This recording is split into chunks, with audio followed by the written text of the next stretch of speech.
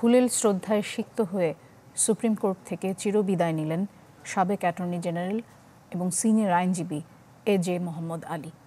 Supreme court প্রাঙ্গণে তার জানাজায় অংশ নেন প্রধান বিচারপতি সহ সব মতপথের আইনজীবী আর রাজনীতিবিদরা। এটাই শেষ কোর্ট যাত্রা ছিল সাবেক অ্যাটর্নি জেনারেল ও সুপ্রিম কোর্ট বারের সাবেক সভাপতি এজে মোহাম্মদ আলীর।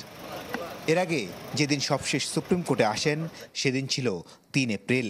সেদিনও নিজ পেশার প্রতি সর্বোচ্চ মনোযোগী ছিলেন তিনি।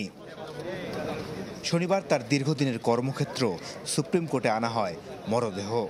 জানাজায় অংশ নেন সব মতপথের আইনজীবী ও রাজনীতিবিদরা, ছিলেন বিচারপতিরাও। ১৯৮০ সালে হাইকোর্টে আইনজীবী হিসেবে তালিকাভুক্ত হন এজে মোহাম্মদ আলী। ২০০১ সালে অতিরিক্ত অ্যাটর্নি জেনারেল ও ২০০৫ সালে হন অ্যাটর্নি জেনারেল। ২০০৭ সালে ২৪ জানুয়ারি ইস্তফা দেন তিনি। তার বাবা এমএইচ খন্দকার ছিলেন দেশের প্রথম অ্যাটর্নি জেনারেল।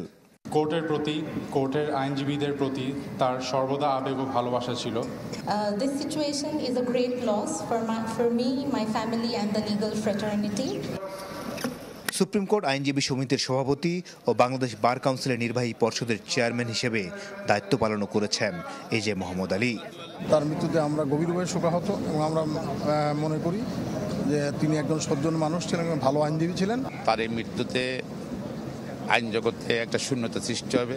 রাজনৈতিকভাবে মতপথের পার্থক্য থাকলেও আইন অঙ্গনকে সমৃদ্ধ করার মতো একজন মানুষ ছিলেন। আমরা আল্লাহ রাব্বুল আলামিনের কাছে জান্নাত কামনা করি ওনার জন্য। প্রধান বিচারপতি বললেন, তার মৃত্যুতে অনেক ক্ষতি হলো বিচার বিভাগের। উনি নিতান্ত একজন ভদ্রলোক ছিলেন, যাকে বলে জেন্টলম্যান পার এক্সেলেন্স। মানুষ হিসেবে তিনি অত্যন্ত বড় মাপের মানুষ ছিলেন এবং কখনো কারোর সঙ্গে সেই ইল ফিলিংটা উনি এক্সপ্রেস কখনো করেননি। ব্যক্তি জীবনে বিনয়ী এই মানুষটির মৃত্যুতে শোকাচ্ছন্ন গোটা কোর্ট প্রাঙ্গণ। মাসুদুর রহমান, চ্যানেল 24, ঢাকা।